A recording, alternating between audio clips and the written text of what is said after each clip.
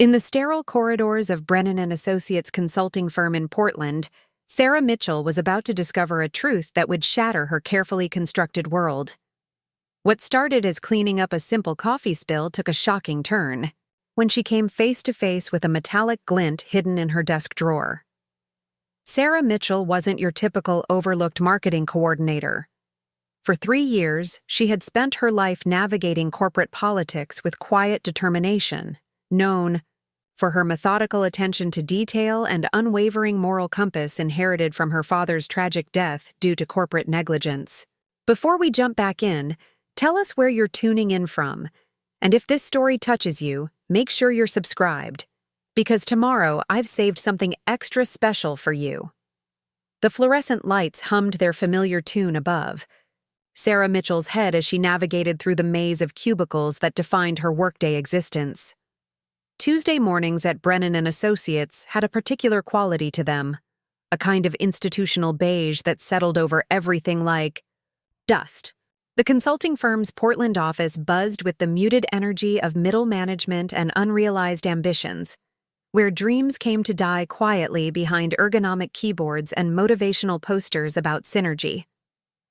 Sarah's workspace sat in the northeastern corner of the floor, strategically positioned where she could observe the comings and goings of her colleagues while remaining largely invisible herself. It was a studied anonymity she'd cultivated over her 3 years at the firm. Present, enough to avoid attention from supervisors, invisible enough to be overlooked when layoffs loomed. Her desk reflected this careful balance, organized enough to suggest competence, cluttered enough to discourage casual visitors from lingering. The morning ritual began as it always did. Sarah hung her rain-dampened jacket on the back of her chair, noting the way the Portland drizzle had left dark spots on the wool blend she'd bought from a thrift store in Southeast. Her student loan payment was due next week, and the $47 she'd saved by choosing secondhand felt like a small victory against the relentless arithmetic of post-graduation life. She powered on her computer, listening to the familiar whir of the aging machine that the IT department had promised to replace next quarter for the past 18 months. Coffee was essential to the morning equation. Sarah had learned to time her arrival precisely, early enough to claim the good coffee from the break room before it transformed into the bitter sludge that sustained the afternoon desperation, late enough to avoid the performative cheerfulness of the early birds who treated every Tuesday like a personal renaissance. She prepared her usual black coffee with 1 sugar packet, the same combination she'd drunk since college when cream had been a luxury she couldn't afford. Returning to her desk, Sarah settled into the groove of routine. Check emails. 17. New messages, most of them company-wide announcements about new policies she'd never see implemented. Review her calendar. 3 meetings, 2 of which would likely be canceled, 1 that would run 20 minutes over while accomplishing nothing measurable. Begin the daily task of transforming raw data into PowerPoint slides that would be presented by someone else to clients who would ultimately choose the cheaper option. It was while reaching for her phone, wedged behind a stack of manila folders containing last quarter's client reports, that the coffee catastrophe occurred. Sarah's elbow caught the mug's handle at precisely the wrong angle, sending a wave of dark liquid cascading across her desk. The coffee spread with the inexorable determination of gravity, seeping between papers, pooling around her stapler, and finding every possible path toward destruction. "Shit," she whispered, then glanced around to make sure no one had heard. Marcus Weber, her supervisor, had a particular intolerance for what he called unprofessional language, which seemed to apply exclusively to words uttered by employees below the director level. Sarah grabbed a handful of napkins from the stash she kept in her desk drawer, a habit developed after too many lunch-related disasters, and began the damage control process. She lifted papers, blotted surfaces, and tried to salvage what she could of the morning's work. It was while pulling tissues from the drawer that she noticed it. A brief flash of light, metallic and deliberate, catching the fluorescent glare from above. Her hand froze halfway to the spill, The drawer, which she'd opened countless times over the past 3 years, revealed something that definitely hadn't been there before. Or perhaps it had been there all along, hidden in the shadows where she'd never thought to look. Tucked into the back corner of the drawer, barely visible unless viewed from precisely the right angle, was what appeared to be a small lens. Sarah's heart performed an irregular percussion against her ribs. She glanced around the office, noting Jennifer Thompson's empty cubicle. Jen always arrived fashionably late on Tuesdays, and the distant sound of Marcus Weber's voice from the conference room where he was conducting his weekly strategic alignment meeting. The morning hum of workplace activity continued around her, oblivious to the small revolution occurring at desk 47B. She leaned closer, squinting at the anomaly. It was definitely mechanical, definitely intentional. The lens was small but sophisticated, embedded into the wood of the drawer with a precision that suggested professional installation rather than amateur surveillance. The housing appeared to be custom-fitted, painted to match the beige-on-beige aesthetic that dominated their office furniture. Someone had gone to considerable trouble to make this invisible. A hidden camera, in her desk, recording. What? How long had it been there? Sarah's mind raced through the possibilities, each more unsettling than the last. Her personal phone calls to her mother in Ohio, complaining about work. Her habit of eating lunch at her desk while reading news articles about corporate scandals. The time she'd cried quietly after learning that her father's former employer had settled yet another wrongful death lawsuit, not for her father, never. For him, but for workers whose families had been better connected, better funded, better prepared to fight. The coffee continued to drip from her desk onto the industrial carpeting below, but Sarah no longer noticed. Her attention had narrowed to the implications of what she'd discovered. Someone had been watching her. Recording her. For how long? Days? Months? The violation felt physical, as if invisible hands had been rifling through her belongings, reading her diary, following her into spaces she'd believed were private. Sarah forced herself to breathe, to think methodically rather than emotionally. This was what her father had taught her in those long conversations they'd shared during his final months when the lung disease was stealing his breath, but not his clarity. When something doesn't make sense, Sarah, he'd wheezed through the oxygen mask, you don't ignore it. You don't hope it goes away. You figure out why it's there and you decide what you're going to do about it. She straightened slowly, maintaining the facade of someone cleaning up a minor coffee spill, while her mind processed the larger implications. If there was a camera in her desk, it was almost certainly recording to some kind of storage device. If it was recording to storage, someone was reviewing the footage.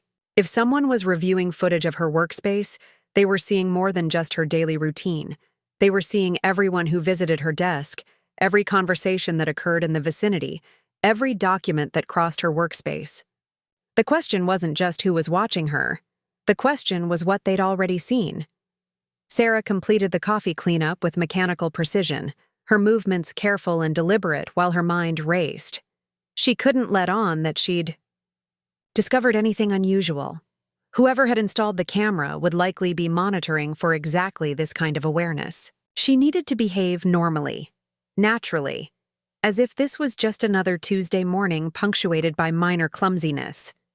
But normal had just become impossible. Every gesture now felt observed, every expression potentially scrutinized. The familiar workspace that had been her professional home for 3 years had transformed into something alien and threatening. The camera's presence changed everything retrospectively. Every private moment she'd believed she'd stolen during work hours had actually been anything but private. As she disposed of the coffee-soaked napkins and rearranged her papers to minimize the damage, Sarah made a decision that would alter the trajectory of her carefully managed life. She wasn't going to report this to Marcus or to Tom Bradley in HR, or to anyone else in the company's hierarchy. Instead, she was going to figure out who had put the camera there, why they'd done it, and what they'd been hoping to capture. The irony wasn't lost on her. In trying to watch her, they'd given her a window into their world. The question now was whether she had the courage to look through it.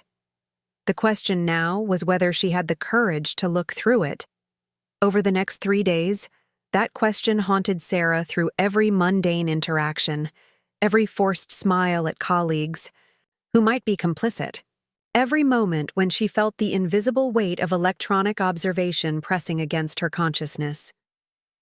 Wednesday passed in a haze of hyper-awareness. Sarah found herself cataloging every person who approached her desk, every casual conversation that occurred within the camera's probable range. Jennifer stopped by to complain about her son's latest behavioral incident at school, and Sarah nodded sympathetically while wondering if someone was analyzing their friendship for weaknesses.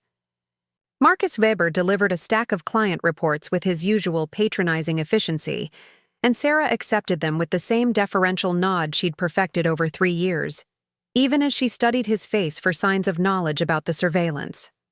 By Thursday evening, after most of her colleagues had departed for their respective suburban retreats, Sarah made her first serious attempt at investigation.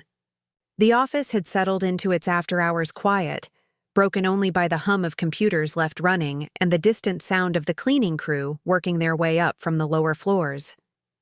She'd volunteered to stay late to catch up on the Morrison account analysis, a fiction that would explain her presence if anyone asked. Sarah approached her desk drawer with the careful deliberation of a surgeon. Her hands trembled slightly as she opened it, revealing the camera lens that had haunted her thoughts for the past 48 hours. In the dimmer light of evening, with most of the overhead fluorescents switched off, the device was even less visible. She marveled again at the professional quality of the installation. Using her phone's flashlight, Sarah examined the camera more closely. The lens appeared to be part of a larger housing that extended back into the drawer's structure. Following the logical path of wiring, she discovered a small cable that disappeared through a carefully drilled hole in the back panel. The modification was so precise, so seamlessly integrated, that it would have been invisible to anyone not specifically looking for it. Her pulse quickened as she realized the implications. This wasn't amateur surveillance. Someone with professional-level technical skills had modified her desk, which meant they'd had extended access to the workspace and sophisticated equipment. The installation would have taken hours, possibly done over a weekend or during off hours, when the building was empty. Sarah's fingers found a small seam in the drawer's back panel. Applying gentle pressure, she discovered that a section of the wood was actually a removable cover. Behind it lay a compact digital storage device. No, larger than a smartphone, connected to the camera by thin cables. A series of LED indicators showed that the device was actively recording and had been for some time. The storage unit was more sophisticated than anything Sarah had expected. Multiple ports suggested it could handle various inputs, and the sleek design indicated expensive, professional-grade equipment. She photographed everything with her phone, careful to document the installation without disturbing it. Whoever had done this clearly understood both the technical and legal implications of surveillance. They'd installed a system that could record continuously while remaining virtually undetectable. It took Sarah another 20 minutes of careful exploration to locate the device's access port. Hidden behind a magnetic cover was a micro USB connection that, when accessed through her laptop, revealed a digital archive that made her stomach drop. 6 months. The timestamp on the oldest files showed 6 months of continuous recording. Sarah stared at the directory listing, watching folder after folder scroll past, each one representing weeks of her life that she'd believed were private. The files were meticulously organized by date and time, suggesting someone was not just recording but actively managing and reviewing the footage. Sarah's first viewing session began with a random selection from 3 weeks ago, a Tuesday afternoon when she'd been working on quarterly reports. Watching herself on screen was surreal and unsettling. The camera captured not just her desk area, but a wide angle that included the adjacent cubicles and the walkway leading to the conference rooms. She watched herself answer emails, take notes during a phone call with a client, and eat a sandwich while reading news articles about corporate whistleblowers, an irony that felt prophetic in retrospect. But it was the next file that changed everything. Thursday evening, 2 weeks ago, long after official work hours had ended. Sarah watched the timestamp tick forward. 7:47 p.m., 7:48 p.m., 7:49 p.m. Then movement. A figure entered the frame, moving with the confident familiarity of someone who belonged in this space. Marcus Weber. Sarah's supervisor moved through the empty office like he owned it, which she realized he essentially did after hours. He approached her computer, produced a small device from his pocket, a USB drive, and inserted it into her machine. For the next 43 minutes, Marcus worked at her computer with the focused intensity of someone performing a complex task. Sarah watched, horrified, as her supervisor accessed client files that she'd never seen before, financial reports that weren't part of her usual projects, and confidential documents that required authorization levels far above her clearance. He copied files, modified others, and created new documents using her login credentials. At one point, he opened what appeared to be a complex financial model and began altering numerical data with the precision of someone intimately familiar with the system. The implications crashed over Sarah like a cold wave. Marcus wasn't just accessing unauthorized files. He was using her workstation to do it, creating a digital trail that would lead back to her if anyone investigated. Every file he accessed, every modification he made, every unauthorized transaction he initiated would be logged under her credentials. At 8:34 p.m., Marcus removed the USB drive, cleared the computer's browser history, and logged out. He paused. Before leaving, looking directly at the camera with an expression Sarah couldn't quite read. For a moment, she wondered if he knew about the surveillance. Then he smiled. A cold, calculating expression that seemed to acknowledge the camera's presence, and walked away. Sarah sat back in her chair, her mind reeling. The hidden camera hadn't been installed to spy on her. It had been installed to document Marcus's activities at her workstation. But that raised an even more disturbing question. Who was watching Marcus? She scrolled through more files, her dread mounting as she found similar sessions occurring regularly over the past 6 months. Marcus had been using her computer as his personal gateway to unauthorized activities, and someone had been meticulously documenting every session. The camera wasn't just capturing one crime, it was recording evidence of an entire operation. Sarah's hands shook as she closed the laptop and carefully restored the drawer to its original appearance. She'd entered this investigation expecting to find evidence of simple surveillance. Instead, she'd discovered that she was an unwitting participant in something far more complex and dangerous. The question was no longer whether she had the courage to look through the window they'd given her. The question was whether she could survive what she was going to see. The question was whether she could survive what she was going to see. That question consumed Sarah's weekend as she sat in her cramped studio apartment, staring at the laptop that now contained more explosive information than she'd ever imagined possible. The rain drummed against her windows with typical Portland persistence, creating a cocoon of white noise that should have been comforting, but instead felt like nature's way of emphasizing her isolation. She'd copied the most damaging files to a secure drive, her father's lessons about documentation echoing in her mind. "Evidence disappears, Sarah," he'd told her during those final months when the corporate lawyers were circling like vultures. "You document everything, you back up everything, and you keep copies somewhere they can't reach." Monday morning brought a new level of dread as Sarah returned to the office. Every colleague's greeting felt loaded with potential meaning. Every casual interaction analyzed for signs of knowledge or complicity. She'd learned to compartmentalize her investigation, maintaining the facade of normal productivity while systematically exploring the digital archive that had revealed her supervisor's crimes. During her lunch break, while her colleagues dispersed to their usual haunts, Sarah dove deeper into the surveillance footage. She'd developed a methodology. skip through the timestamps when she knew she'd been at her desk, focus on the after hours, sessions when unauthorized activities were most likely to occur. What she found shattered her remaining illusions about the people she worked with every day. Jennifer Thompson, her closest friend at Brennan Associates, appeared in footage from 6 weeks ago. Sarah watched in horrified fascination as Jen approached her desk at 6:15 p.m. on a Friday evening, long after Sarah had left for the weekend.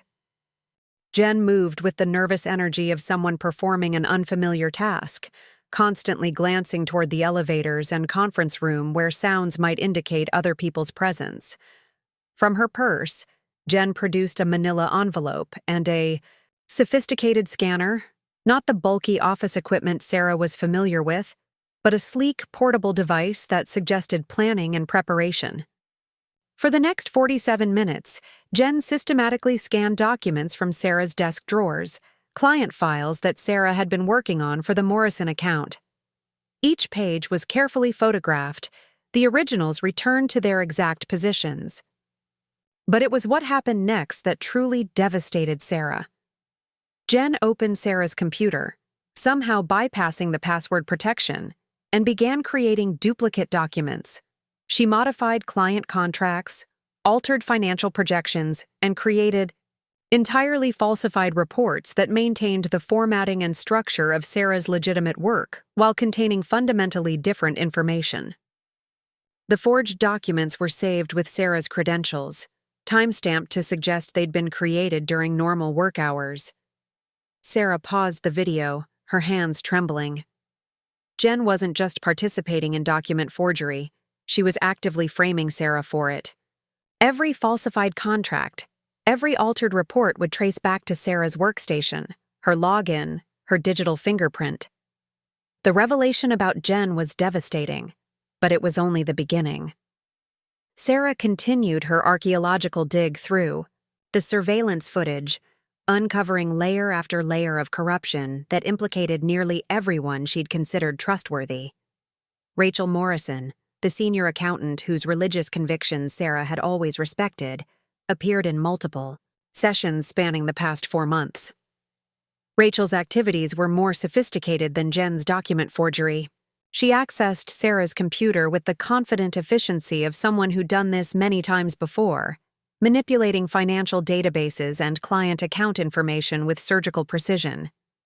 Sarah watched Rachel systematically embezzle funds from client accounts, transferring money through a complex series of transactions that obscured the trail while maintaining the appearance of legitimate business activities. The embezzlement wasn't random or desperate. It was methodical, professional, and designed to be virtually undetectable through normal auditing procedures. Most chilling was Rachel's attention to detail. She didn't just steal money.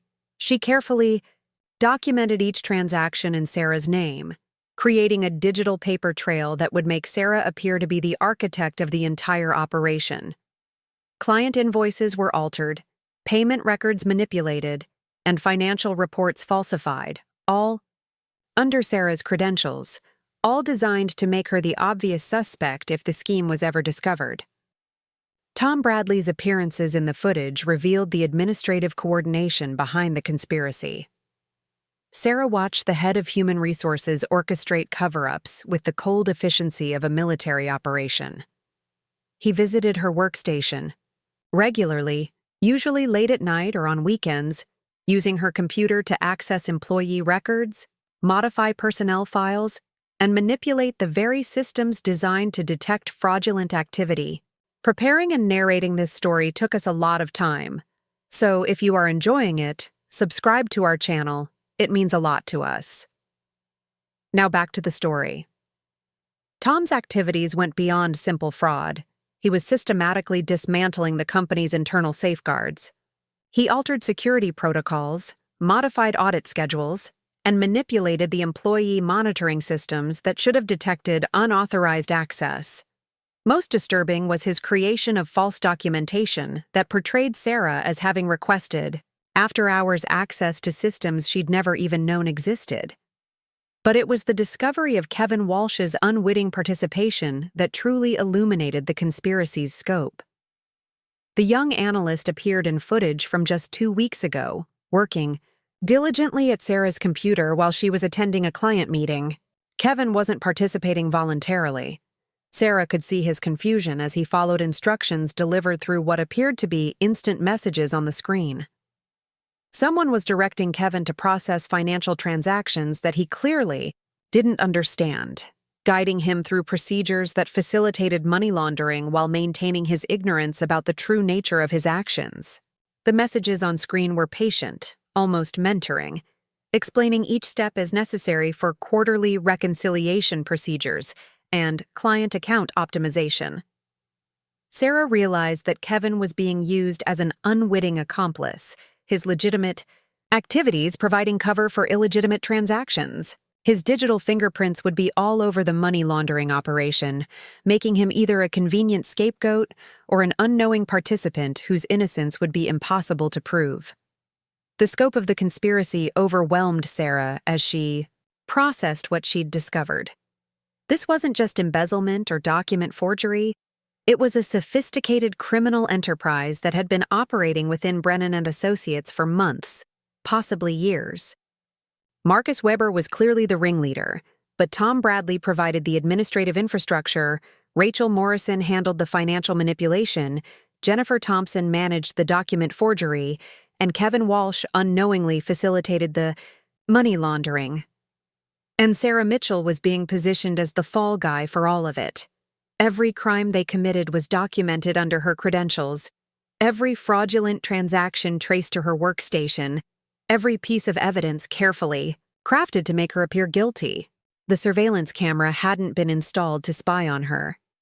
It had been installed to document the frame-up operation, providing evidence that would exonerate the real criminals while ensuring Sarah's conviction. As she closed the laptop and stared out at the Portland skyline, Sarah realized that she wasn't just the victim of surveillance. She was the target of an elaborate conspiracy designed to destroy her life while protecting the real criminals. The question was no longer what she was going to do about it. The question was whether she could do anything at all. The question was whether she could do anything at all.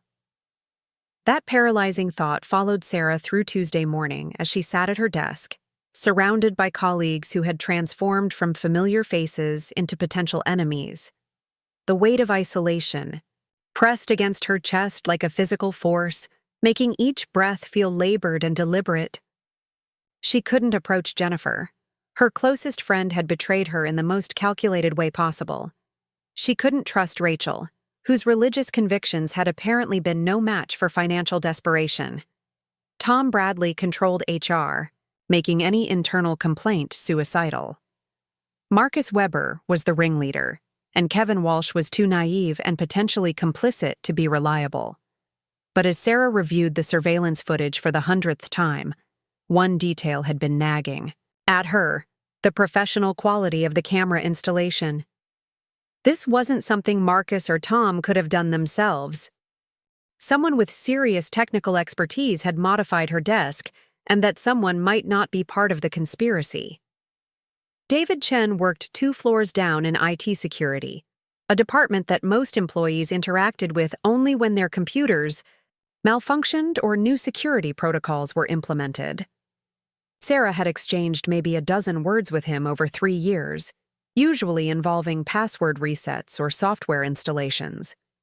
He was quiet, methodical, and had the kind of technical background that could explain the sophisticated surveillance system. More importantly, David hadn't appeared in any of the surveillance footage. If he was part of the conspiracy, surely he would have needed access to her workstation like the others. His absence from the recordings might mean he was either completely uninvolved or very careful about his participation. Wednesday afternoon provided the opportunity Sarah needed. She'd watched David's patterns for 2 days, noting that he typically took his lunch break at 1:30 p.m. and usually ate alone in the small courtyard behind the building. The space was relatively private, with enough ambient noise from traffic to mask conversation. Sarah approached with the calculated casualness of someone accidentally encountering a colleague, carrying her lunch and a notebook to suggest routine rather than intention. David sat alone at a concrete table, methodically working through what appeared to be a homemade sandwich, while reading technical documentation on a tablet. "Mind if I sit?" Sarah asked, gesturing to the empty space across from him. "It's Sarah. Mitchell, from marketing. We've met a few times about computer issues." David looked up, his expression cautious but not unfriendly. "Sure, you're the one with the stubborn password reset problems." "That's me." Sarah settled into the seat, buying time while she formulated her approach. David's appearance was exactly what she'd expected. Neat, unremarkable, with the slightly pale complexion of someone who spent most of his time indoors staring at screens. But his eyes were sharp, intelligent, and she caught a hint of something that might have been military bearing in his posture. "I wanted to ask you about something," Sarah began carefully. "A few months ago, did you install any new security equipment in the marketing department, specifically around my desk area?" David's expression shifted almost imperceptibly, a slight tightening around his eyes that suggested recognition. "Why do you ask?" "Because I found something that doesn't belong there, and I'm trying to understand who put it there and why." For a long moment, David studied her face with the intensity of someone making a critical assessment. Then he set down his sandwich and leaned forward slightly. "What exactly did you find?" Sarah made her decision. "A camera, hidden in my desk drawer, connected to a storage device that's been recording everything for at least 6 months." David's reaction was immediate and telling. His face went through a series of expressions: surprise, understanding, and then anger. He glanced around the courtyard, checking for observers, before responding in a low voice. "Tom Bradley requisitioned a security upgrade for the marketing floor 6 months ago. Said there had been concerns about after-hours access and potential theft of sensitive documents. I was told to install discrete monitoring equipment in strategic locations." "Strategic locations," Sarah repeated. "Like my desk." "Your desk was specifically requested. Bradley said you handled sensitive client information and they wanted to monitor who had access to your workspace when you weren't there." David paused, his expression darkening. "He told me it was for your protection, to ensure no one was accessing your files without authorization." Sarah felt a grim satisfaction at having her suspicions confirmed, followed immediately by dread at the implications. "But you didn't know what it was really for." "I followed orders," David said, his military background evident in the phrase. "Bradley provided the authorization, the equipment was legitimate, and the installation was technically sound. I assumed it was a standard security measure." He studied Sarah's face. "But you're telling me it's not." "It's not."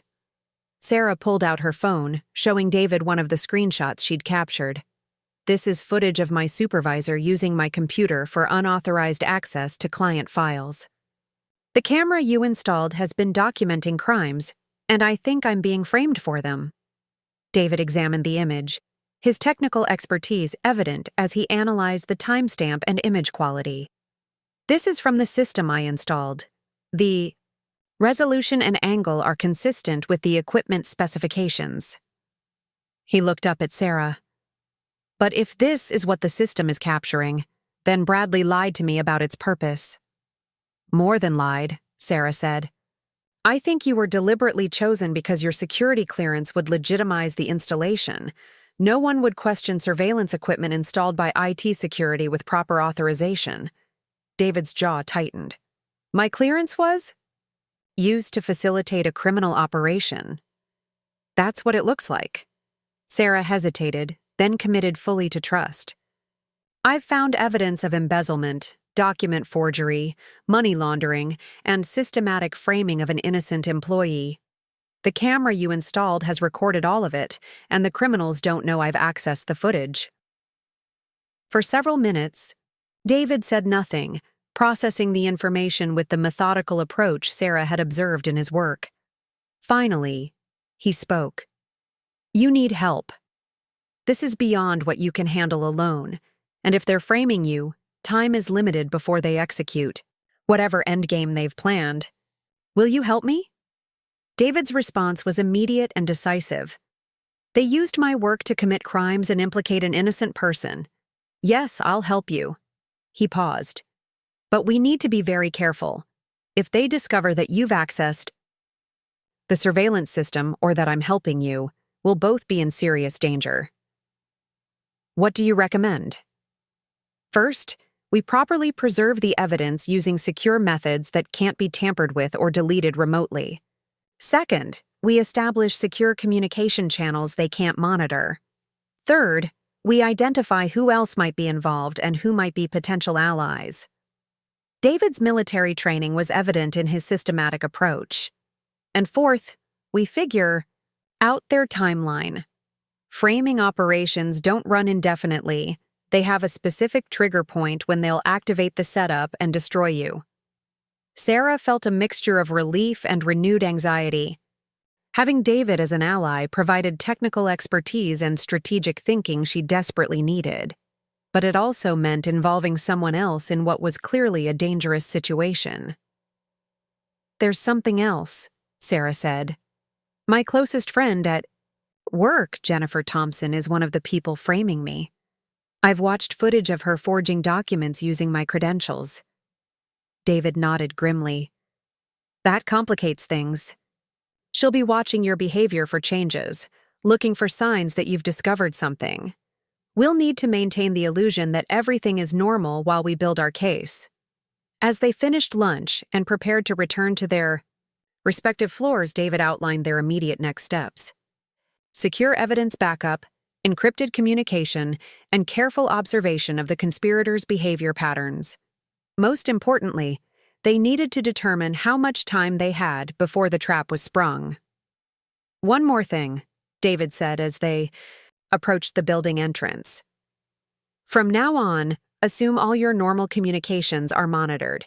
If they've gone this far, they're probably tracking your emails, phone calls, and text messages. Sarah nodded, feeling both grateful for the warning and paranoid about the extent of surveillance she hadn't yet discovered. As they separated to return to their respective departments, she realized that while she'd gained a crucial ally, she'd also escalated the stakes considerably. The conspiracy was no longer just framing her. It was now actively threatened by her investigation. The conspiracy was no longer just framing her. It was now actively threatened by her investigation. Sarah felt this shift in the office atmosphere like a change in barometric pressure, subtle but unmistakable. Thursday morning brought the first concrete evidence that the conspirators were becoming aware of potential exposure. Marcus Weber arrived. At work 43 minutes earlier than his usual schedule, his normally polished appearance slightly disheveled. Sarah watched from her peripheral vision as he moved through the office with the nervous energy of someone whose carefully constructed world was beginning to show cracks. He spoke in hushed tones with Tom Bradley near the coffee station, their conversation too quiet to overhear but intense enough to suggest urgency. The first policy change came Friday afternoon, delivered via email with the bureaucratic cheerfulness that marked most corporate communications. Enhanced security protocols, the subject line read, outlining new procedures that would take effect immediately. All employees were required to log out of their computers whenever leaving their desks, even for brief periods. After-hours access would require prior authorization from department heads. Security would conduct random workstation audits to ensure compliance with data protection standards. Sarah read the email twice, recognizing it as exactly the kind of administrative maneuvering her father had described in his final months. When they start changing the rules suddenly, he'd wheeze through the oxygen mask, it's because someone's getting close to something they don't want found. Jennifer Thompson's behavior provided another disturbing indicator. Sarah's closest friend had always been emotionally transparent, wearing her moods like bright clothing for everyone to see. But over the past week, Jen had become guarded, watching, Sarah with the calculated attention of someone performing surveillance rather than friendship. You seem stressed lately, Jen observed during their usual Tuesday coffee break. her tone carrying undertones Sarah had never heard before. "Is everything okay with your workload? Maybe you should talk to Marcus about redistributing some of your projects."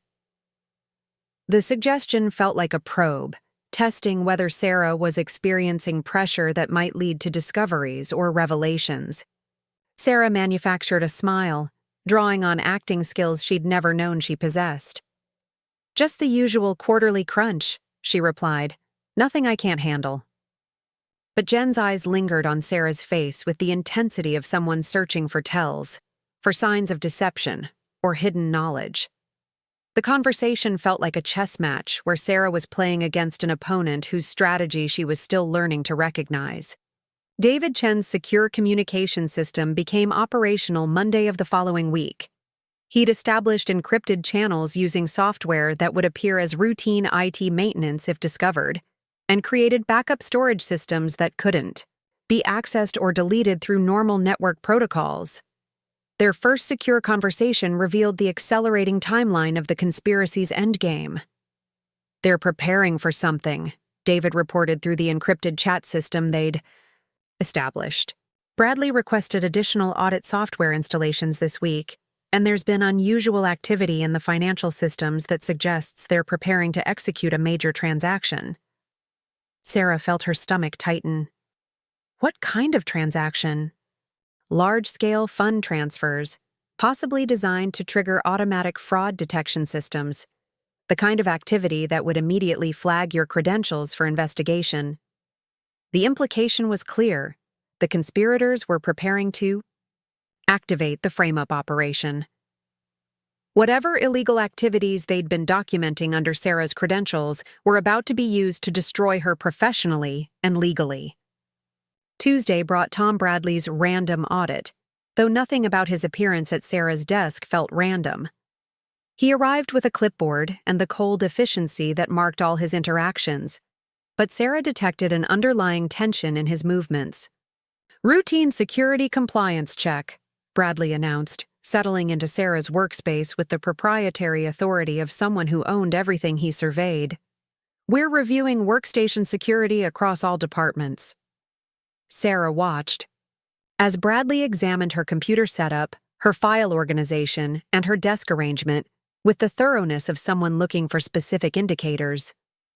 He paid particular attention to her desk drawer, the same drawer containing the hidden camera, testing its closure and examining the interior with what appeared to be professional interest. "Your password security looks adequate," Bradley noted, though Sarah knew he was one of the people who'd been bypassing her security for months. "Have you noticed any unusual activity on your system? Slow performance? Unexpected file changes? Anything like that?" The question felt like a trap, testing whether Sarah had discovered the unauthorized access to her computer. She maintained her expression of helpful cooperation while fighting the urge to reveal everything she knew. "Nothing unusual," she replied. "Everything seems to be running normally." Bradley made notes on his clipboard, but Sarah caught him glancing at her, faced with the assessing look of someone evaluating her truthfulness. The audit concluded with new security requirements that would make it even more difficult for unauthorized personnel to access workstations after hours. Ironic, given that Bradley himself had been facilitating such access for months. Wednesday evening provided the most alarming development yet. Sarah was working late, ostensibly catching up on legitimate projects while actually using the secure system David had established to document additional evidence. The office had settled into its usual after-hours quiet when she heard voices. From the conference room, Marcus Weber and Tom Bradley engaged in what sounded like an urgent discussion. Sarah activated the audio recording function on her phone and moved closer to the conference room, using the pretense of retrieving files from the copy center to position herself where she could overhear fragments of conversation. Timeline accelerated. Marcus's voice carried the edge of someone under pressure. "Already in place." Bradley's response was calmer but equally urgent. "Final transaction needs to happen this week. She hasn't shown any signs of awareness. Backup plan if she becomes a problem." Sarah's blood ran cold at the implications. They were discussing her, their timeline was accelerating, and they had a backup plan if she discovered their operation. The casual way they discussed her potential elimination suggested they'd considered this possibility from the beginning. She retreated to her desk, hands shaking as she documented the overheard conversation through David's secure system. Their investigation had uncovered evidence of the conspiracy, but the conspirators were clearly preparing their final moves. Time was running out, and Sarah was beginning to understand that her life might depend on staying ahead of their timeline. Thursday brought Kevin Walsh's obvious distress. The young analyst approached Sarah's desk with the nervous energy of someone carrying a burden he didn't understand. "Sarah, can I ask you something?" Kevin's voice carried a tremor that suggested genuine anxiety. "Have you noticed anything weird about the Morrison account lately? The numbers aren't matching up with what I remember processing last week." Sarah's pulse quickened. Kevin was beginning to notice discrepancies in the money laundering operation he'd been unknowingly facilitating. His growing awareness represented both an opportunity and a danger. He could become an ally or another victim, depending on how the conspirators chose to handle his suspicions. "What kind of discrepancies?" Sarah asked carefully. "Transaction amounts that don't match my records, approval codes I don't remember authorizing, that sort of thing. It's probably just my mistake, but—" Kevin trailed off, clearly troubled. By implications he couldn't quite articulate. Sarah realized that Kevin's discovery represented a critical moment. The conspirators would have to decide whether to bring him fully into the operation, eliminate him as a threat, or accelerate their timeline to complete the frame-up before he could expose their activities. Friday afternoon brought the answer. Kevin Walsh didn't come to work, and his absence wasn't explained through normal channels. No sick day notification, no family emergency, no scheduled vacation. He simply disappeared from the office environment as if he'd never existed. Sarah felt terror crystallize in her chest as she realized the implications. The conspirators were no longer just framing her, they were eliminating potential threats. Kevin's disappearance might be temporary, designed to keep him isolated while they completed their operation, or it might be permanent. Either way, Sarah understood that she was now in immediate physical danger, and time had run out for careful investigation. Either way, Sarah understood that she was now in immediate physical danger, and time had run out for careful investigation. Kevin Walsh's disappearance had transformed her situation from corporate espionage to something far more sinister. She could no longer pretend this was just about embezzlement and document forgery. People who made inconvenient employees disappear were capable of anything.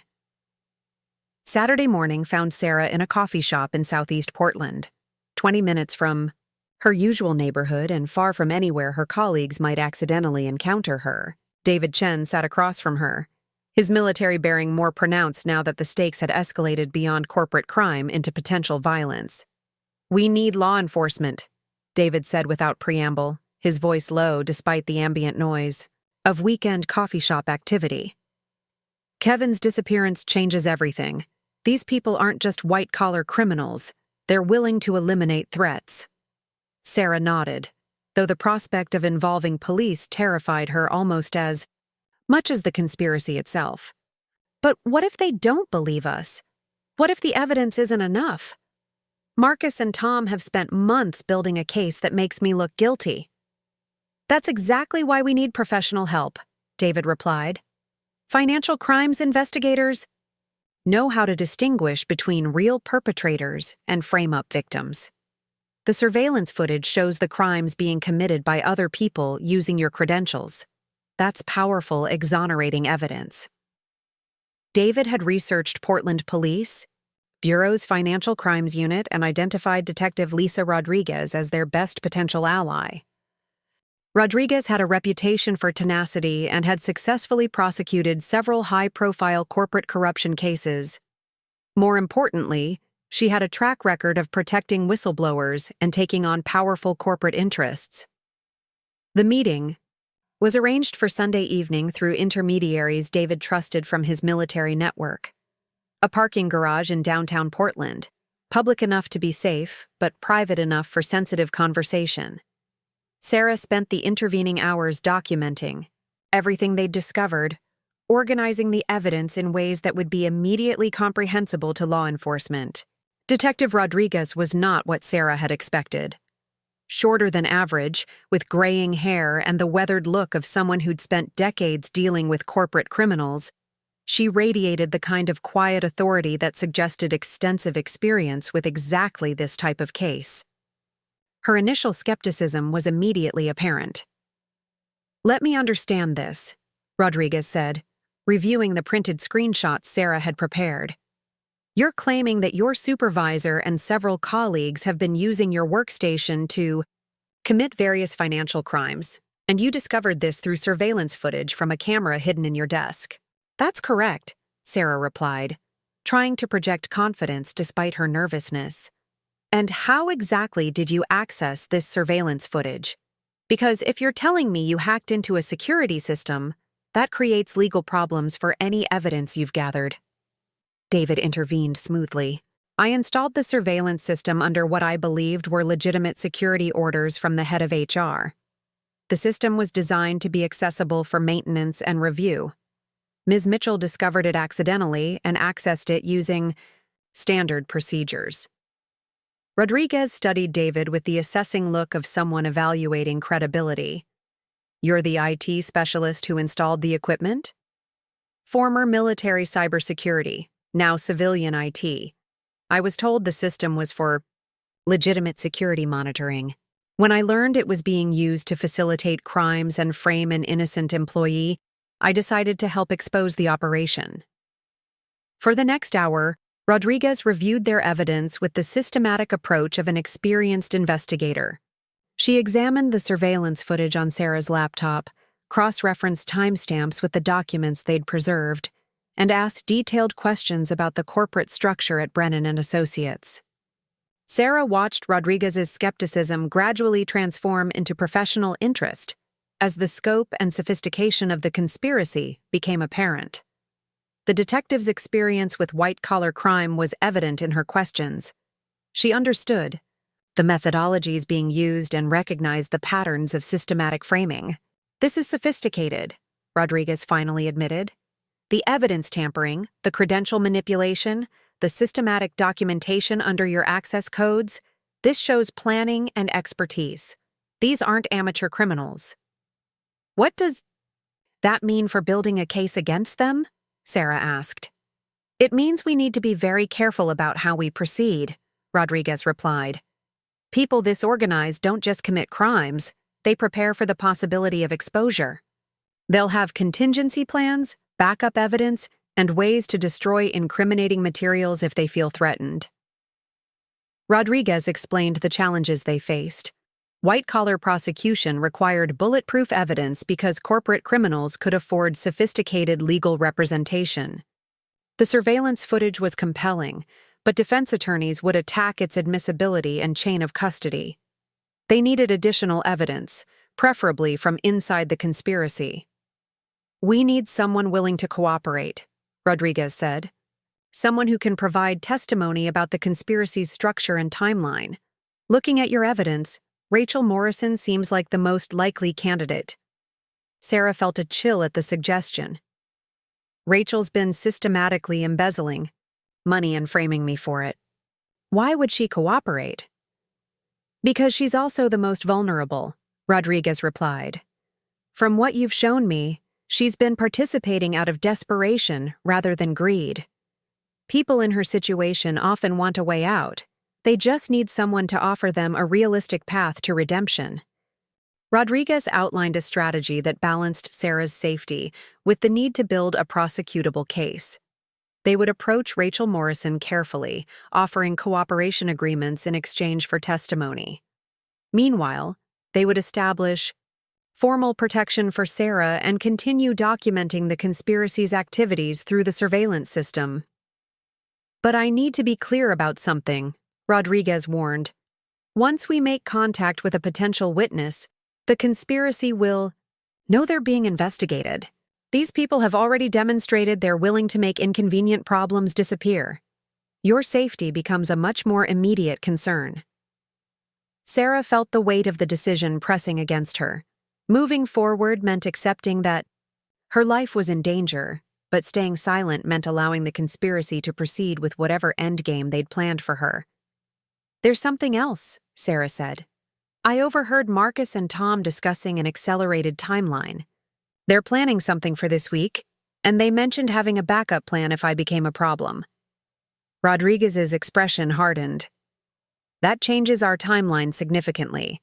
If they're preparing to execute their frame-up operation, we can't wait for a perfect case. We need to move quickly." As the meeting concluded, Rodriguez provided Sarah with emergency contact procedures and basic security protocols.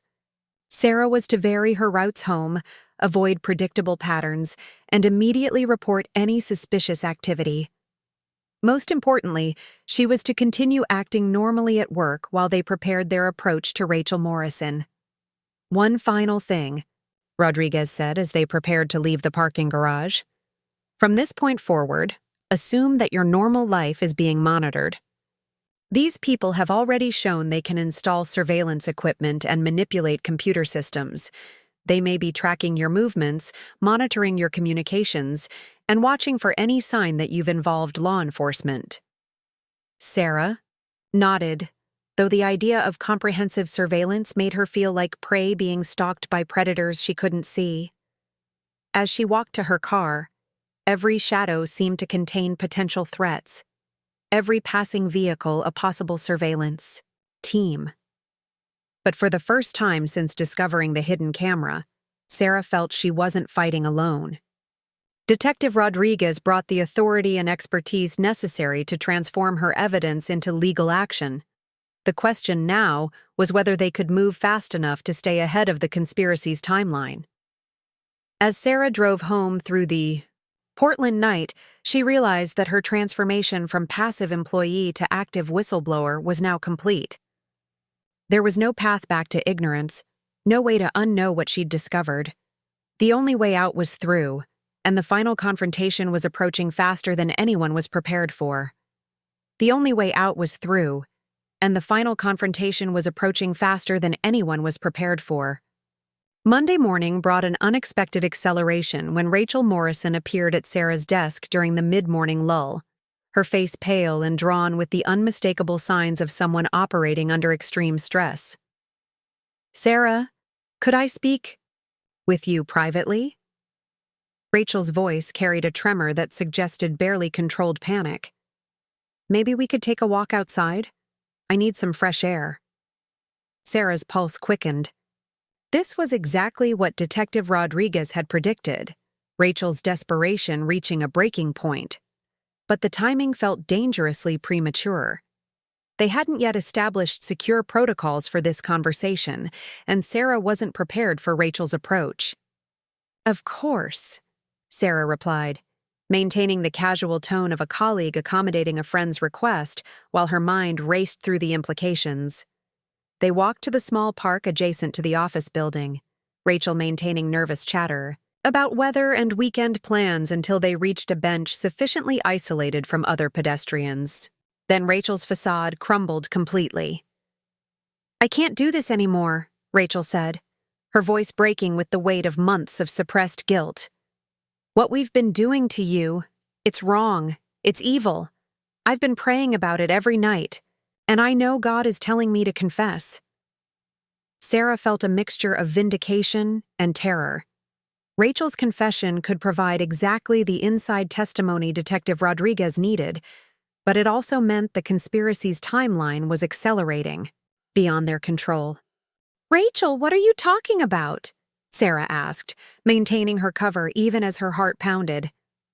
"Don't pretend you don't know," Rachel replied desperately. "The surveillance system has been recording everything.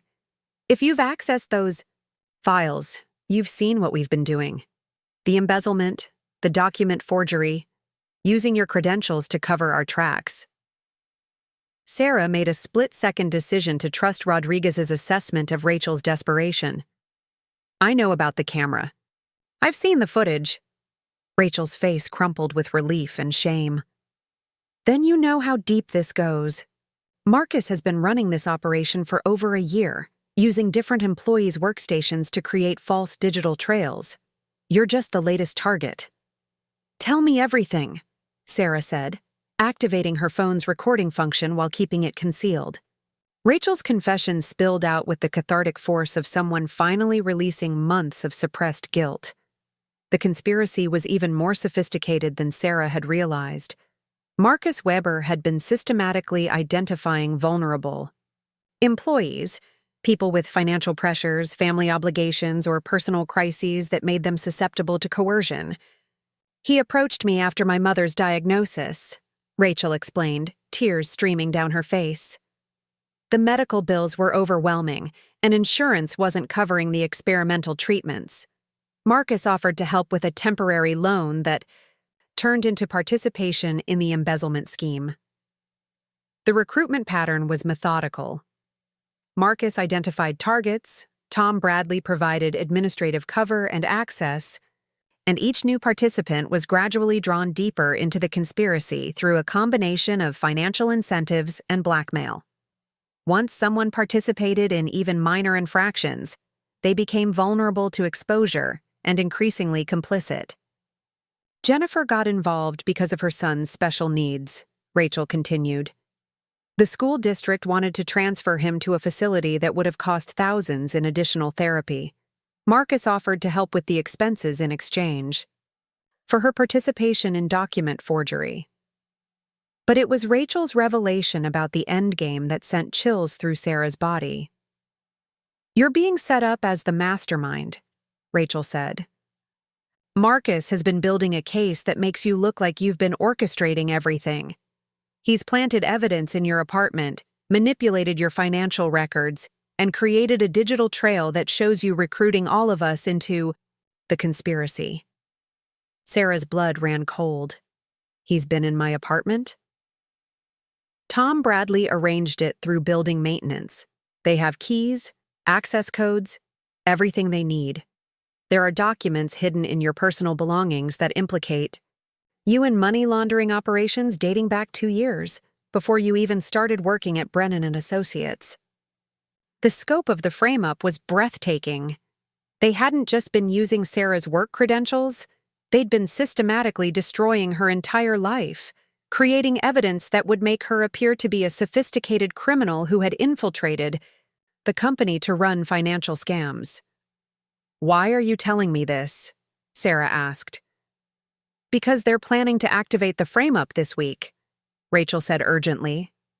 Marcus is going to discover evidence of the financial irregularities and trace them back to your credentials.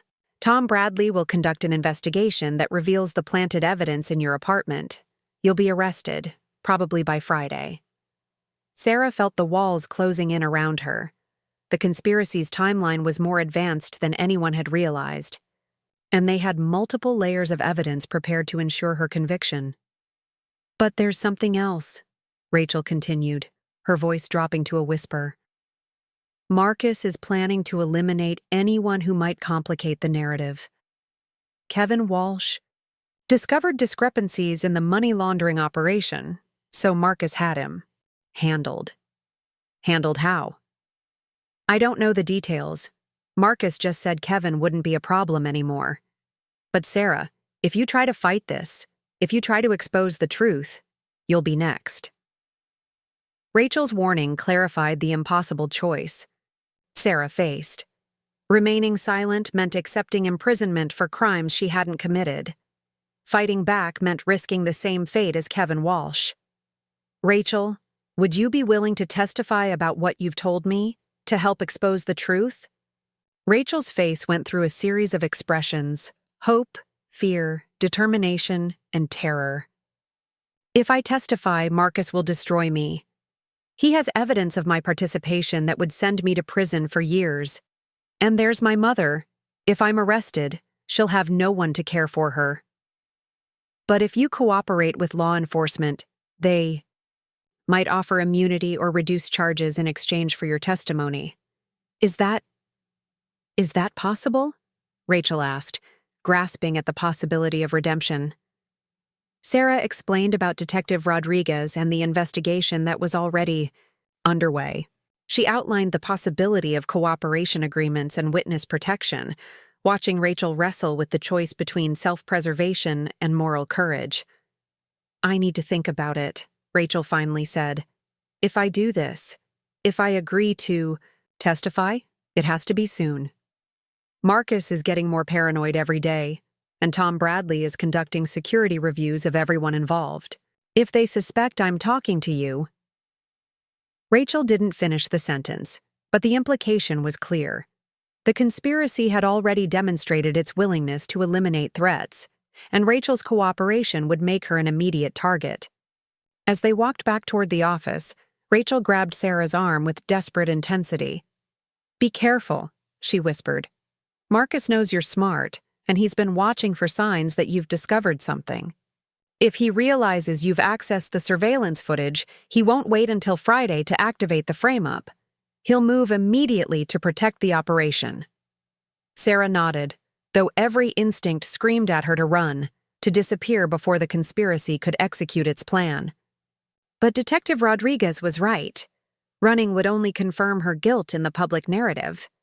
The only way to clear her name was to stay and fight, despite the mortal danger.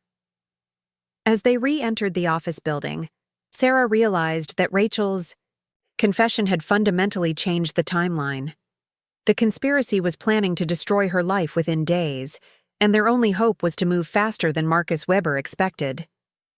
The question was whether they could gather enough evidence and testimony to expose the truth before Sarah found herself arrested for crimes she'd never committed, or worse, eliminated as an inconvenient threat to Marcus Weber's carefully constructed empire of corruption. The question was whether they could gather enough evidence and testimony to expose the truth before Sarah found herself arrested for crimes she'd never committed, or worse, eliminated as an inconvenient threat to Marcus Weber's carefully constructed empire of corruption. By Tuesday evening, that question had transformed from theoretical to desperately urgent. Detective Rodriguez moved with the efficiency of someone accustomed to rapidly evolving investigations.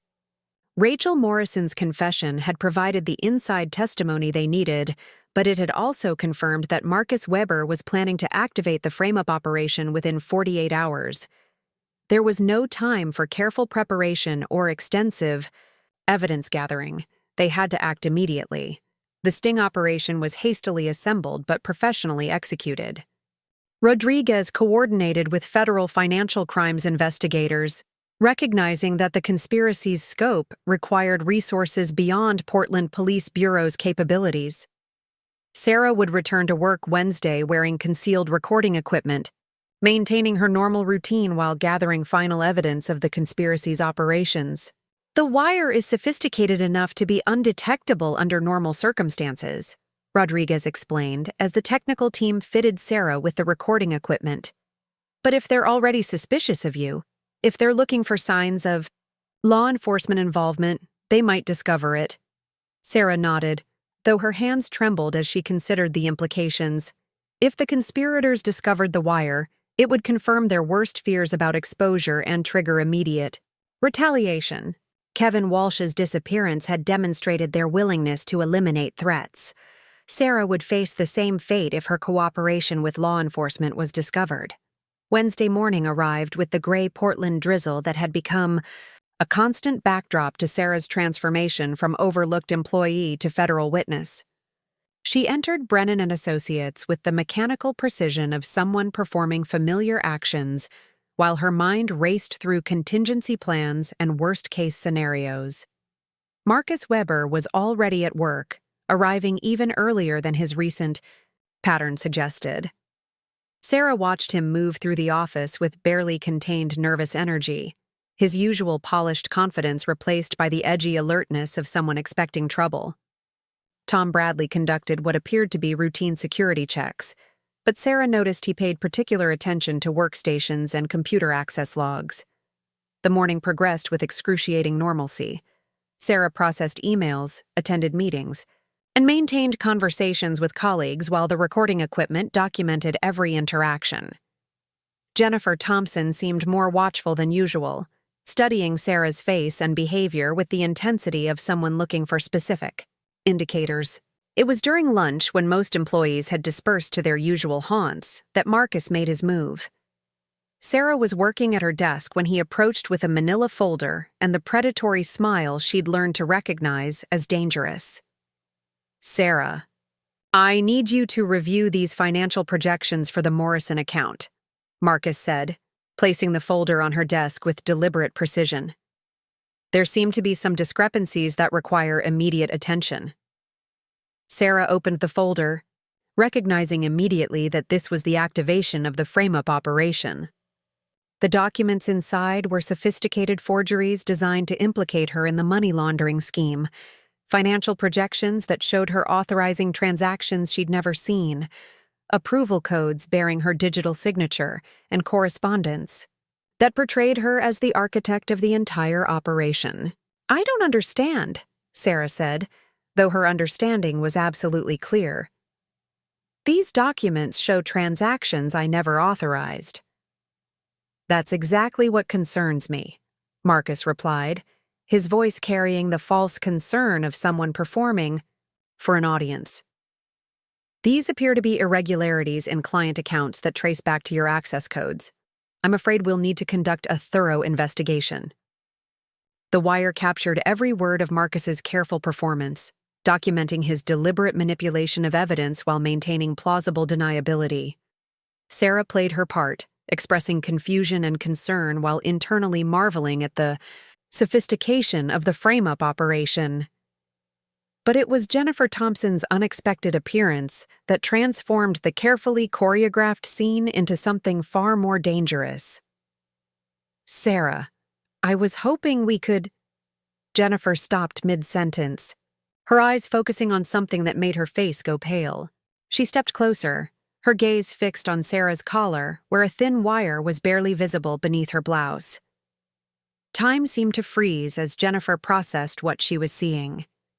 Sarah watched her closest friend's face cycle through recognition, understanding, and finally betrayal. The wire that was supposed to be undetectable had been discovered by someone who knew her well enough to notice even subtle changes in her appearance. "Marcus," Jennifer said quietly, her voice carrying the deadly calm of someone delivering a death sentence, "we have a problem." Marcus followed Jennifer's gaze to the barely visible wire, and his expression shifted from practiced concern to cold fury. In that moment, Sarah realized that her cover was blown, her life was in immediate danger, and the carefully planned sting operation had just become a desperate struggle for survival.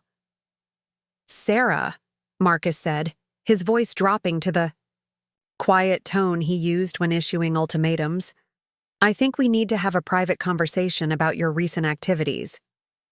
The office around them continued its normal rhythm. Colleagues processing emails, phones ringing, printers humming, oblivious to the life or death drama unfolding at Desk 47B. Sarah felt the weight of isolation as she realized that her survival now depended entirely on choices made by people who had already betrayed her once. "Jennifer," Sarah said carefully, making eye contact with her former friend, "you have a choice to make." Jennifer's face reflected the agony of someone caught between competing loyalties and mortal fears. She could protect Sarah and face Marcus's retaliation, or she could protect herself and watch her closest friend disappear like Kevin Walsh. "I have a son," Jennifer whispered, though whether she was explaining her upcoming betrayal or asking for understanding was unclear. Marcus moved closer, his body language shifting from corporate authority to physical threat. Tom Bradley appeared as if summoned, positioning himself to block Sarah's access to the elevator. The trap was closing with mechanical precision, and Sarah realized that the recording equipment meant to protect her had instead triggered the very confrontation she'd hoped to avoid. "The device you're wearing," Marcus said quietly, "suggests that you've been having conversations with people who don't understand the complexities of our business arrangements. That's unfortunate for everyone involved." Sarah felt the weight of the wire against her skin, a technological lifeline that had become a death warrant. Detective Rodriguez was monitoring the transmission, but law enforcement response would take time they didn't have.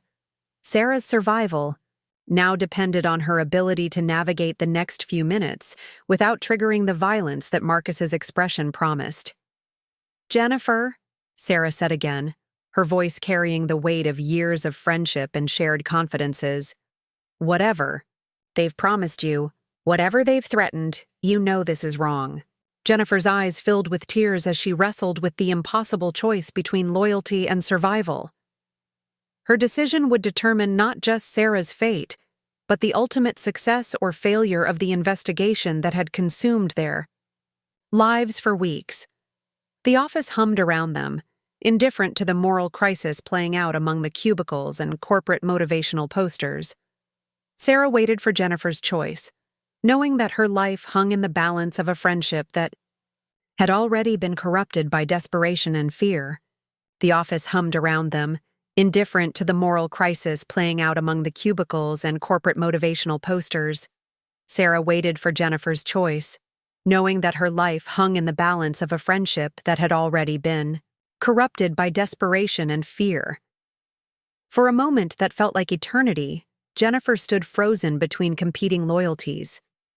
Tears streamed down her face as she looked from Sarah to Marcus, her internal struggle visible in every trembling muscle. Then, with the quiet desperation of someone who had already lost too much, she made her choice. "I'm sorry, Sarah," Jennifer whispered, stepping back toward Marcus. "I can't lose my son." Marcus smiled with the cold satisfaction of someone whose careful planning had anticipated every contingency. "Jennifer's made the sensible choice," he said, moving closer to Sarah. "Now we need to discuss how to resolve this situation without unnecessary complications." But Jennifer's apparent betrayal had given Sarah the crucial seconds she needed. While Marcus focused on his moment of triumph, Sarah activated the emergency signal on her recording device, a feature Detective Rodriguez had explained but hoped they'd never need to use. The signal would alert law enforcement to immediate danger and trigger emergency response protocols. "You know, Marcus," Sarah said, her voice steadier than she felt, "I think you've underestimated how much evidence I've already gathered." Marcus's expression shifted from satisfaction to concern. "What evidence?" 6 months of surveillance footage showing you and your accomplices using my workstation to commit crimes. Financial records documenting the embezzlement operation. Communications between conspirators discussing the frame-up operation. Audio recordings of planning sessions." Sarah paused, watching Marcus's confidence evaporate. "And cooperative testimony from someone inside your organization." Tom Bradley moved closer, his corporate composure replaced by the threatening demeanor of someone prepared for violence. "That evidence won't matter if you're not around to present it." "Actually, it will," Sarah replied, though her heart pounded with terror. "Because I've already turned everything over to the FBI's Financial Crimes Task Force. They have copies of all the surveillance footage, all the financial records, and all the evidence of your systematic frame-up operation." The lie was delivered, with conviction born of desperation, but it had the desired effect. Marcus and Tom exchanged glances that suggested their careful plans were unraveling faster than they could adapt. It was then that the elevator chimed, and Detective Rodriguez emerged with a team of federal agents. The emergency signal had worked exactly as designed, bringing law enforcement response within minutes of activation. The sight of armed federal agents transforming the mundane office environment into a crime scene was surreal and terrifying. "Marcus Weber, Thomas Bradley, Jennifer Thompson," Rodriguez announced, her voice carrying the authority of federal law enforcement. "You're under arrest for conspiracy to commit embezzlement, money laundering, document forgery, and obstruction of justice." The arrests proceeded with mechanical efficiency. Marcus maintained his composure even as handcuffs were applied, his mind clearly calculating legal strategies and damage control measures. Tom Bradley's corporate facade cracked completely, his face showing the panic of someone who understood the full implications of federal prosecution. But it was Jennifer's arrest that devastated Sarah most completely.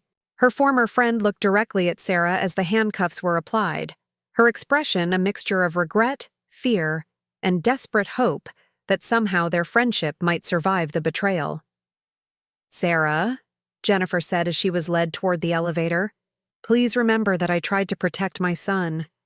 Please remember that I'm not a bad person." Sarah felt tears streaming down her face as she watched Jennifer disappear into the elevator with the federal agents. The complexity of emotions, betrayal, compassion, anger, and loss made it impossible to formulate any response beyond watching her closest friend vanish into the criminal justice system. The revelation about the surveillance system's original purpose came during the evidence processing that followed the arrests. David Chen, working with the federal technical team, traced the camera installation back to its source and discovered the truth that had been hidden beneath layers of deception. The surveillance system wasn't installed by the conspirators, David explained to Sarah and Detective Rodriguez. It was installed by Rachel Morrison. Sarah stared at him in shock. Rachel installed the camera? She was trying to gather evidence against Marcus's operation, David continued. She'd been documenting the crimes from the beginning, hoping to build a case that would expose the conspiracy without implicating herself. The irony was devastating. Rachel had installed the surveillance system to protect herself from the conspiracy she'd been forced to join, never realizing that her evidence would eventually save Sarah from the frame-up operation. The camera that had terrified Sarah when she first discovered it had actually been her salvation. "Rachel approached me 6 months ago," David explained. "She said she suspected financial irregularities and wanted to install discreet monitoring to gather evidence. I thought it was a legitimate security request backed by proper authorization from Tom Bradley." The truth was more complex than anyone had realized. Rachel's participation in the embezzlement had been coerced through her mother's medical expenses, but she'd been planning her escape from the beginning. The surveillance system was her insurance policy. Documentation that would prove her cooperation had been involuntary. Marcus Weber's final desperate gambit came during the evidence seizure at Sarah's apartment. Federal agents discovered the planted evidence exactly where Rachel had warned it would be. Documents hidden in Sarah's personal belongings that would have made her appear to be the conspiracy's mastermind. But they also discovered Marcus himself, attempting to destroy the planted evidence now that the frame-up operation had failed. His presence in Sarah's apartment, combined with the surveillance footage showing the evidence being planted, provided incontrovertible proof of the conspiracy's scope and Sarah's innocence. "He was trying to eliminate the evidence that would have convicted you," Rodriguez explained as Marcus was arrested for the second time in 3 days. "If we hadn't moved when we did, he would have succeeded in destroying the proof of your innocence." The aftermath revealed the full scope of the conspiracy's damage. Kevin Walsh was found alive but held against his will in a warehouse facility that Marcus had been using to store embezzled assets. His disappearance had been kidnapping designed to prevent his testimony about the money laundering operation he'd unknowingly facilitated. Rachel Morrison's cooperation with the investigation earned her a reduced sentence and witness protection. Her testimony provided crucial details about the conspiracy's structure and timeline, but also revealed the human cost of corporate corruption, ordinary people forced into criminal activity by circumstances beyond their control. The financial damage was staggering. Over 18 months, Marcus Weber's conspiracy had embezzled nearly $2 million from client accounts, created fraudulent contracts worth millions more, and systematically corrupted Brennan Associates' internal systems to facilitate ongoing criminal activity. But for Sarah, the most profound revelation was personal. Jennifer Thompson's final message, delivered through her attorney before sentencing, contained an apology that acknowledged the choice she'd made and the friendship she'd destroyed. "I chose my son's security over your life," the message read. "I can't expect forgiveness for that choice, but I want you to know that betraying you was the hardest thing I've ever done. You deserved a better friend than I could be when everything fell apart." As federal agents concluded their evidence gathering and the office slowly returned to some semblance of normalcy, Sarah realized that her ordeal had ended not with simple victory, but with a complex understanding of how good people could make terrible choices when pushed beyond their moral limits. The conspiracy was exposed, the criminals were facing justice, and Sarah's innocence was established beyond doubt. But the cost in broken relationships and shattered trust would take much longer to heal. The conspiracy was exposed, the criminals were facing justice, and Sarah's innocence was established beyond doubt. But the cost in broken relationships and shattered trust would take much longer to heal. 6 months later, Sarah stood in the empty office that had once housed Brennan Associates, watching movers carry away the last remnants of a company that had ceased to exist. The firm had collapsed under the weight of federal investigation, client lawsuits, and the systematic corruption that had infected every level of its operations. The space that had once buzzed with corporate ambition now echoed with the hollow sound of abandonment. Marcus Weber had been sentenced to 15 years in federal prison for leading the conspiracy, his carefully constructed life of corporate success reduced to orange jumpsuits and monitored phone calls. Tom Bradley received 12 years for his role in facilitating the cover-ups and intimidation tactics. The man who had weaponized corporate policies against innocent employees would spend his remaining career-worthy years understanding the justice system from the defendant's perspective. Jennifer Thompson's sentencing had been the most emotionally complex for Sarah to witness. 3 years in minimum security prison, followed by extensive community service and restitution payments. Jennifer's cooperation during the investigation, combined with her status as a coerced participant rather than willing conspirator, had earned her consideration from the court. But the friendship that had sustained Sarah through 3 years of corporate monotony was irreparably broken. Rachel Morrison had received the most lenient sentence, 18 months in prison, already served, followed by 5 years of supervised probation. Her role as the unwitting architect of the conspiracy's exposure, combined with her cooperation and evident remorse, had convinced prosecutors that she was more victim than criminal. Sarah had visited Rachel twice during her incarceration, conversations that were awkward but necessary for both women's healing process. "I still don't understand how you forgave me," Rachel had said during their final visit, her prison uniform a stark reminder of how far they'd all fallen from their corporate identities. "I didn't forgive you immediately," Sarah had replied honestly, "but holding on to anger was poisoning me more than it was punishing you. And watching Jennifer make her choice taught me that good people can do terrible things when they're desperate enough."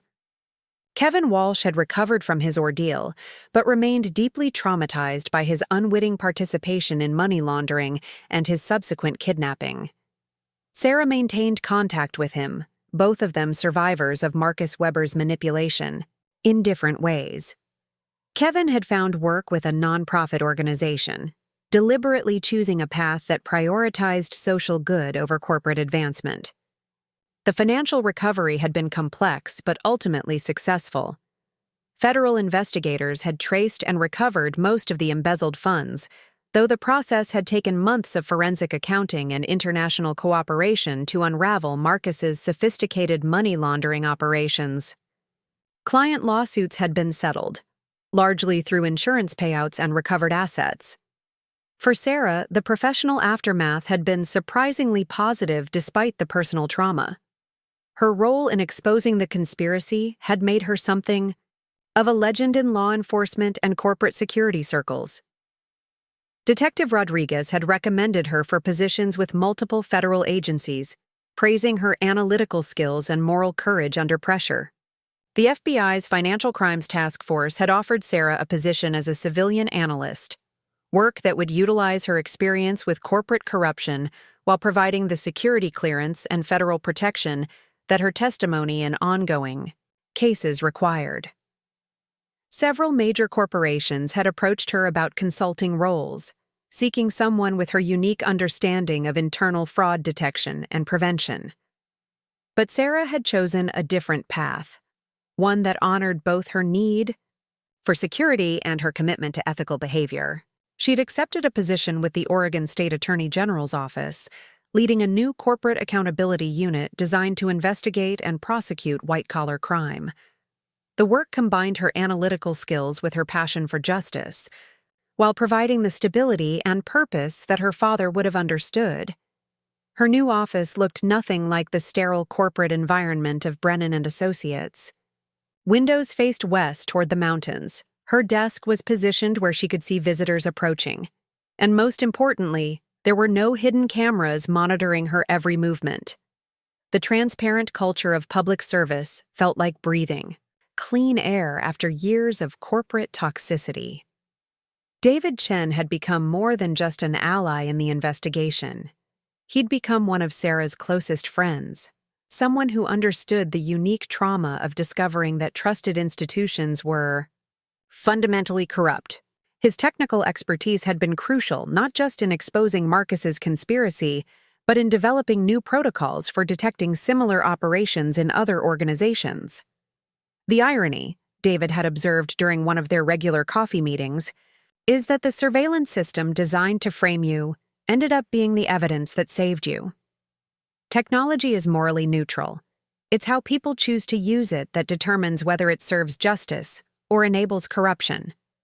The hidden camera itself had become evidence in multiple prosecutions, its sophisticated design and professional installation serving as proof of the conspiracy's premeditation and scope. Sarah sometimes wondered what would have happened if she'd never spilled coffee that Tuesday morning, if the metallic glint had remained hidden indefinitely. The thought was terrifying. Marcus's frame-up operation would likely have succeeded, destroying her life while protecting the real criminals.